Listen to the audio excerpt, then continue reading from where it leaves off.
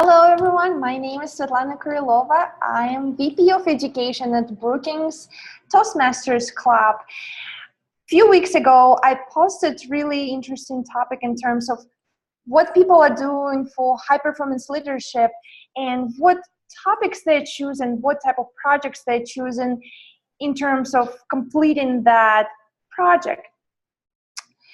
Well, then I met Valda Ford. And I will let her tell of what's the club she's coming from. I'm from High Point Toastmasters in High Point, North Carolina. That's awesome. Now, from her own words, she said that she was able to move the club from falling off the cliff to having a very stable club, from the danger of being close to having 28 members. Now, we are diving into all the details of the project for high-performance leadership. Valda, can you tell us how you decided in terms of the project and how you went about it with all the steps, choosing the committee members, choosing the team who helped you in doing so, and everything that you can share about this project? It was pretty easy to figure out what my project needed to be when we were in so much trouble. Before we had problems with having a good meeting space, I was looking at doing a speech craft or organizing some other kind of event where we were doing a big open house or doing a mini conference with Toastmasters as the lead speakers. But when you have almost no club, there's no alternative. What I did was reach out to people who had strong clubs and who had had trouble with their clubs in the past to find out what kind of strategies they had used. Then we sat down and looked at, okay, here are some things we can try. So we did try those things. They didn't work out. And then we came to the conclusion of going to the Chamber of Commerce.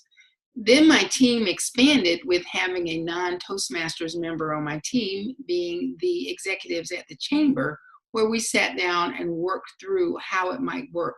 And their marketing and PR people became a part of my team to figure out best strategies to make it work.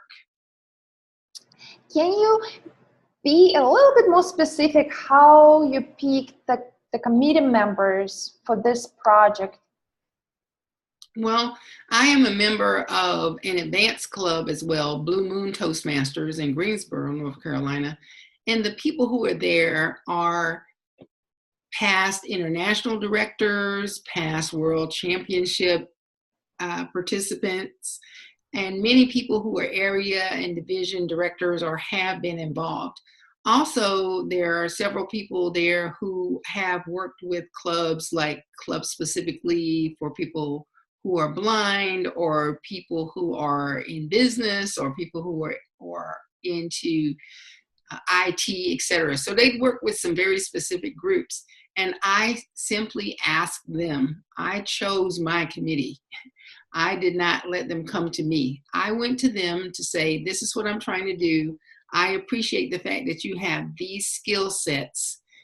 Some might have had marketing, some might have had team building, and I would like for you to be on my team. And they all said yes, so I was very fortunate. Now, as far as the group of people who were with me all the way through it, those same people ended up being with me because we didn't have enough members in the club for it to be a team of club members. So those same people who were from the surrounding cities and from the surrounding areas worked with me as I worked through the process. Right.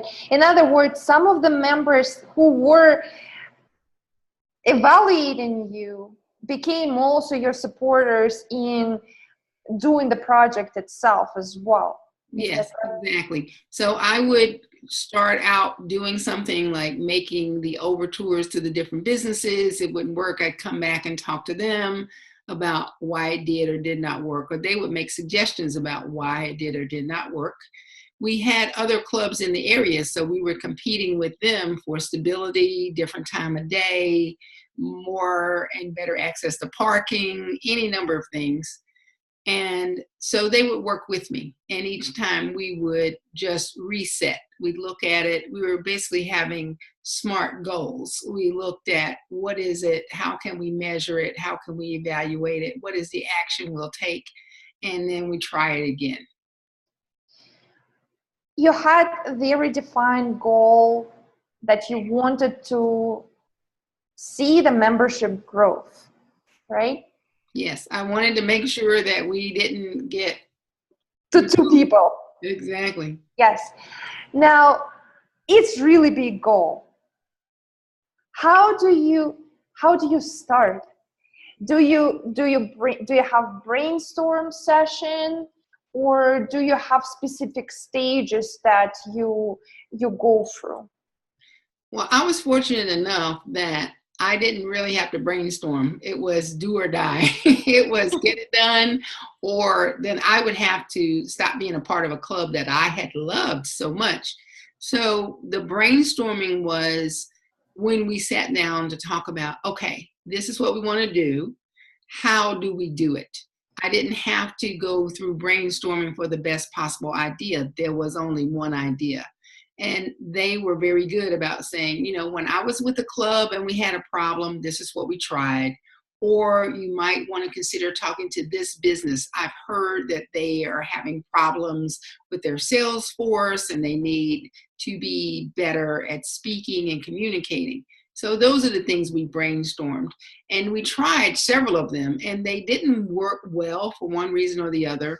And the Chamber of Commerce was not our first thought. It ended up being the one that, because we had to pay money to be a member of the Chamber of Commerce. So, of course, we didn't have members. What does that mean? We really don't have a treasury. So if you don't have money, how can you join? And the membership for a nonprofit was not bad. It was $250 a year, but I just decided to pay that out of pocket.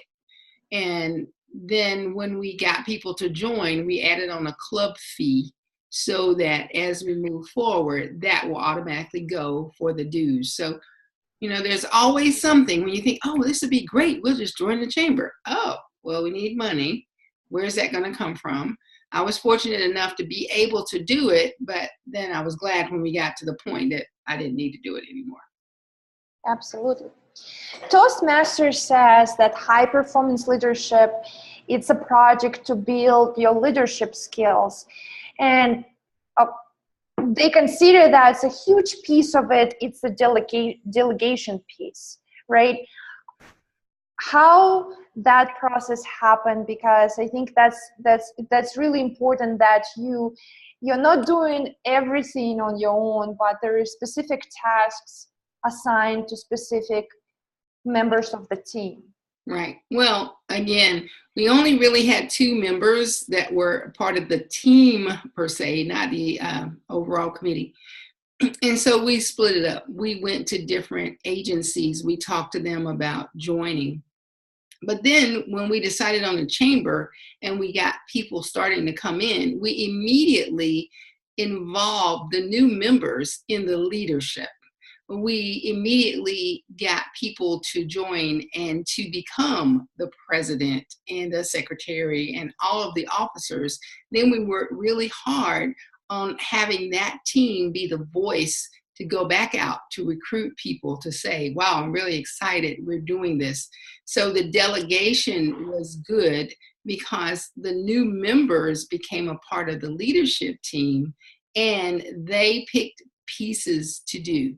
So you know how it is when you have great secretaries and then automatically the information goes out to say, we had a great meeting and we talked about this. And then there were people who said, well, I'm not very good at things, but I can take pictures and I can post things to Facebook. And that was the way we did it. Instead of there being a one person, all officer thing, they jumped in immediately. If you have a team that's already set up, or if you have a club that's already set up, then of course, while you're figuring out your high performance leadership project, you're talking to them and asking for their buy-in. And then doing that evaluation process and doing it very frequently, every week, every couple of weeks, saying, okay, did you get this done? How's that happening? And then if the person is not doing their part, then you have to decide, does your organizational structure and your leadership team need to change, or is there just a shift? So the person who said, oh, I don't have any problem going out and talking to businesses, might find that intimidating, but they would be perfect at doing the things that you need to keep your Free Toast host site looking inviting, or doing Facebook postings. Yes. Basically, what you're doing in your delegation, you evaluate potential team members in what they can be perfect at. Yeah. Is that right? That's right, because when someone feels that they're doing a great job, then they feel valued. But if they're always feeling stressed, like, oh, I took on too much, or my family situation has changed. I mean, we're all volunteers. So it's constantly looking at who is doing something that they said they would do. Are they not doing it? Then to talk to them gently and aside, not in a group, about, oh, I was wondering, do you need any help with this? Is there anything I can help you with? And if they say, no, I got it. I just, my son had soccer practice that day and I couldn't do it. Then they're going to continue. And most of the time, your team members don't want to let you down. Absolutely. You touched pretty much on very, very, very important topic of encouragement and appreciation. How do you keep track of that while running high performance leadership project, but also during the meetings, making sure that all the people are getting their acknowledgements? Well, I just tell them every time, wow, it is so good to be here. And I believe that, wow, this is the best group ever. And anytime I get a chance to say things publicly, I will always say, love me some Toastmasters, and you should join us. It's the best hour of the week. And we keep it where folks are smiling. They're happy to be there. And even if you do have to nudge them a little bit to take a role, if they didn't sign up ahead of time, then you're nurturing them along the way. Oh, yes, fine that you got so involved in listening to the speech that you didn't time it. I was timing along with you, or we were going to guess that it was right. Next time we'll get it. So the most important thing is to give frequent praise about the smallest things, because if you wait until you have a major celebration, everybody may be burned out and going on about their business.